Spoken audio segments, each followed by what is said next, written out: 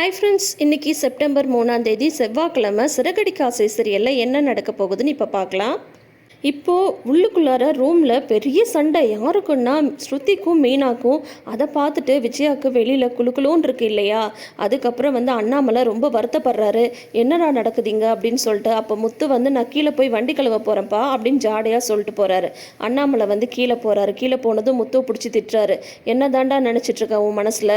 இப்போ நம்ம வீட்டில் என்ன நடக்குதுன்னு எனக்கு ஒன்றுமே புரியல.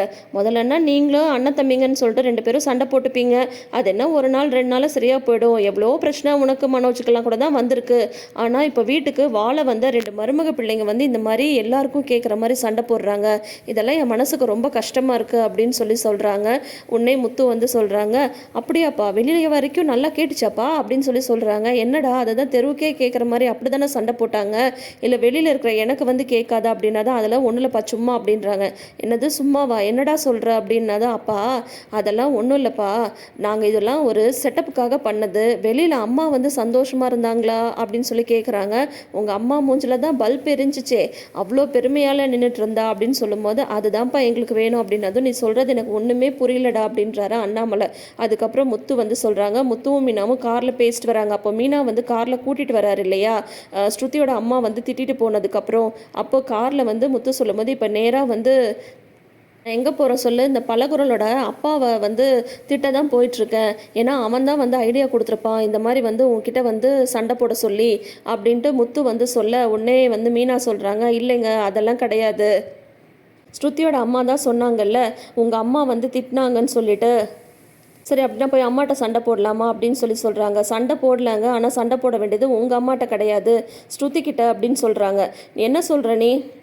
பலக்குரல் உனக்கு தானே சப்போர்ட் பண்ணுது, அப்புறம் எதுக்கு நீ அவட்ட சண்டை போடணும் அப்படின்னு சொல்லிட்டு கேட்கும்போது உன்னை மீனா சொல்கிறாங்க, உங்களுக்கு புரியலையாங்க, அதுதான் பிரச்சனையே. ஸ்ருதி எனக்கு சப்போர்ட் பண்ணுறாங்கல்ல, அது அத்தைக்கு பிடிக்கல. அதனால தான் ஸ்ருதியோட அம்மாவை கூப்பிட்டு இந்த மாதிரி என்னை திட்டுறதுக்கு அவங்க ஏற்பாடு பண்ணியிருக்காங்க. இப்போ ஒன்றும் இல்லை, அத்தை முன்னாடி நானும் ஸ்ருதியும் சண்டை போட்டுக்கிட்டோன்னு வைங்களேன், அவ்வளோதான், இந்த பிரச்சனை ஈஸியாக முடிஞ்சிடும் அப்படின்னு சொல்கிறாங்க. நீ என்ன மீனா சொல்கிற அப்படின்னது, ஒன்றும் இல்லைங்க, அத்தைக்கு என்ன வேணும், நானும் ஸ்ருதியும் பிரியணும் அவ்வளோதானே.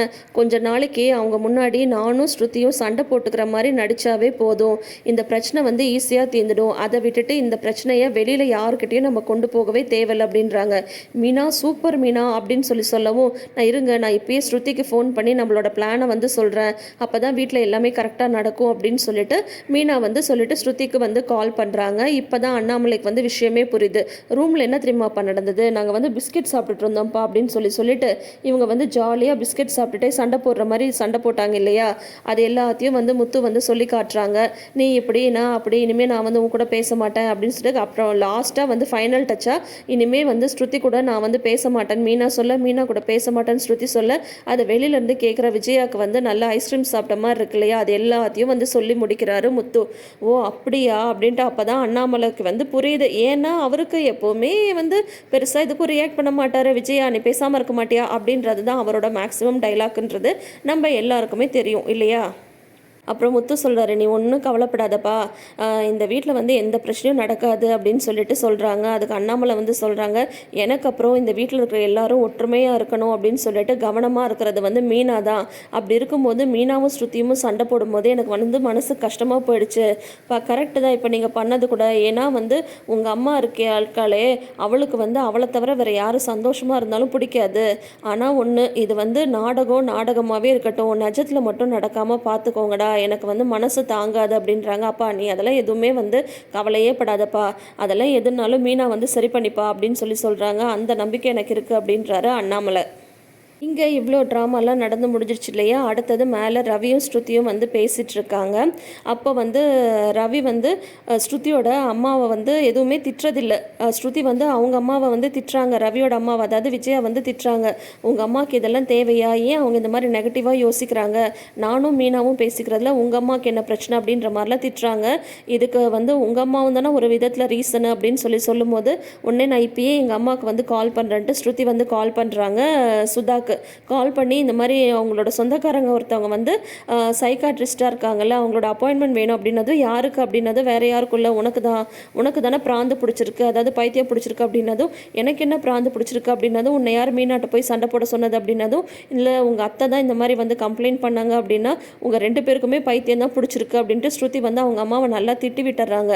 இனிமேல் தேவையில்லாமல் மீனாட்ட போய் பிரச்சனை பண்ணுற வேலைலாம் வச்சுக்காதீங்க அப்படின்னு சொல்லிட்டு விஜயாவையும் நல்லா திட்டுறாங்க. அப்புறம் ரவிக்கிட்ட வந்து ஸ்ருதி வந்து கேட்குறாங்க, நான் வந்து உங்கள் அம்மாவை திட்டுறல, நீ வந்து எங்கள் அம்மாவை திட்ட மாட்டியா அப்படின்னதும், இல்லை நான் அதெல்லாம் திட்ட மாட்டேன் அப்படின்னு சொல்கிறாங்க. ஏன் அப்படின்னா தான் அதுதான் அண்ணியோட குணம் இல்லை, அண்ணியை பார்த்து தான் நானே கற்றுக்கிட்டேன், அவங்க திட்டுறது அவங்களோட குணமாக இருக்கலாம், ஆனால் நம்ம இப்படி தான் அப்படின்ற மாதிரி ரவி சொன்னதும், பயங்கரமான ஆள், ஒரு நல்ல ஹஸ்பண்டாக நீ வந்து நல்லா மாறிட்டுருக்க அப்படின்ட்டு ஸ்ருதி வந்து ரவியை பாராட்டுறாங்க. நேற்று விஜயா வந்து டான்ஸ் கிளாஸில் இருக்கும் போதே ரோகிணிக்கு வந்து கால் வந்தது இல்லையா, அவங்க அம்மாவுக்கு உடம்பு சரியில்லைன்னு சொல்லிட்டு ரோகிணி வந்து ஹாஸ்பிட்டலுக்கு போனால் அவங்க அம்மாவுக்கு வந்து என்னன்னு சொல்லிடுறாங்க, மைல்டாக அட்டாக் வந்திருக்கு அப்படின்ற மாதிரி சொல்லிடுறாங்க. அப்புறம் அக்கம் பக்கத்தில் இருந்தவங்கள இந்த மாதிரி வயசானவங்கள ஏமா இந்த மாதிரி நீ தனியாக விடுற, நீயே கூட கூட்டிகிட்டு போய் வச்சுக்கோ அப்படின்ட்டு அவங்க அம்மாவை கூட்டிகிட்டு வந்து ஹாஸ்பிட்டலில் சேர்த்தவங்கலாம் சொல்கிறாங்க. அப்புறம் அவங்கெல்லாம் வந்து கிளம்பிடுறாங்க. அவங்க அம்மாவுக்கும் கான்ஷியஸ் வந்து வந்துருச்சு, ரோகிணியோட அம்மாவுக்கு வந்து நினைவு வந்துருச்சு. அதுக்கப்புறம் நீ ஏமா இந்த மாதிரி வந்து பண்ணுற, மாத்திரைலாம் ஒழுங்காக சாப்பிட்றியா இல்லையா அப்படின்னு சொல்கிறாங்க. இதில் டாக்டர் வந்து சொல்கிறாங்க, உங்கள் அம்மா வந்து ஸ்ட்ரெஸ்ஸில் இருக்காங்க, அதனால தான் உங்களுக்கு இந்த மாதிரி அட்டாக் வந்திருக்கு அப்படின்னு சொன்னதும், நீ உனக்கு என்னம்மா கவலை, நீ ஏன் ஸ்ட்ரெஸ்ல இருக்க அப்படின்னதும், எனக்கு வேற என்னடி கவலை, உன்னை பற்றி தான் கவலை, உன்னை பற்றின முழு விஷயம் உங்கள் வீட்டில் வந்து தெரிஞ்சுட்டா என்ன நடக்கும்னு சொல்லிட்டு அந்த பயம் ஒரு பக்கம், எனக்கு ஏதாவது ஆயிடுச்சுன்னா அப்புறம் கிருஷ்ணை யார் பார்த்துப்பாங்கன்ற பயம் ஒரு பக்கம், இதை தவிர எனக்கு வேற என்ன கவலை இருக்குது அப்படின்னதும், அதுக்காக உனக்கு இந்த மாதிரி உடம்பு கெட்டு போச்சுன்னா அது மட்டும் எனக்கு வந்து கவலை இல்லையா அப்படின்ட்டு ரோகிணி வந்து சொல்கிறாங்க. இப்போ வந்து டாக்டர் என்ன சொல்லியிருக்காங்கன்னா, அவங்க அம்மா வந்து ஃபுல் ரெஸ்ட்டில் இருக்கணும், அவங்கள கூடயே இருந்து ஒருத்தவங்க பார்த்துக்கணும் அப்படின்ற மாதிரி டாக்டர் வந்து சொல்லியிருக்காங்க.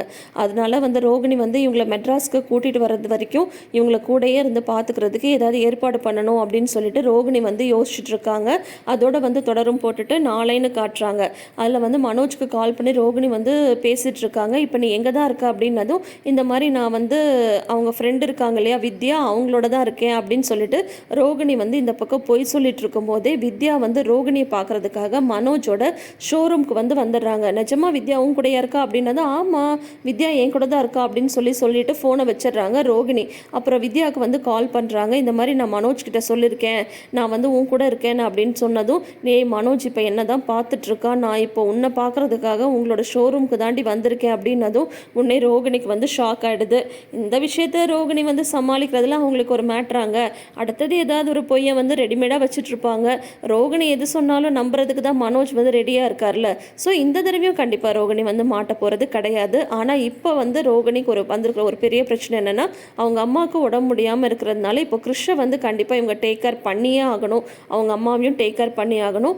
என்ன பண்ணுறாங்க, அவங்கள வந்து பார்த்துக்கிறதுக்கு யாரை வந்து போட போகிறாங்க அப்படின்றதெல்லாம் வந்து அடுத்தடுத்து வர எபிசோட்ஸை பார்த்து தெரிஞ்சுக்கலாம். ஸோ இப்போதைக்கு சிறகடிக்க ஆசை வந்து மறுபடியும் லைட்டாக கொஞ்சம் சூடு பிடிக்க ஆரம்பிச்சிருக்கு. ஸ்ருதி மீனாவோட சண்டை அப்படின்ற ட்ராமா ஒரு பக்கம், எங்கே ரோகிணியோட அம்மா ஹாஸ்பிட்டலில் இருக்காங்க, இந்த விஷயத்தில் ரோகிணி என்ன பண்ண போகிறாங்கன்றது இன்னொரு பக்கம். ஸோ என்னெல்லாம் நடக்குதுன்னு அடுத்தடுத்து வர எபிசோட்ஸை பார்த்து தெரிஞ்சுக்கலாம். தொடர்ந்து வீடியோஸ்க்கு நம்ம சேனலை இப்போயே சப்ஸ்கிரைப் பண்ணி வச்சுக்கோங்க. நோட்டிஃபிகேஷன் பெல் ஐக்கானில் ஆல் சிம்பிள் கிளிக் பண்ணிக்கோங்க.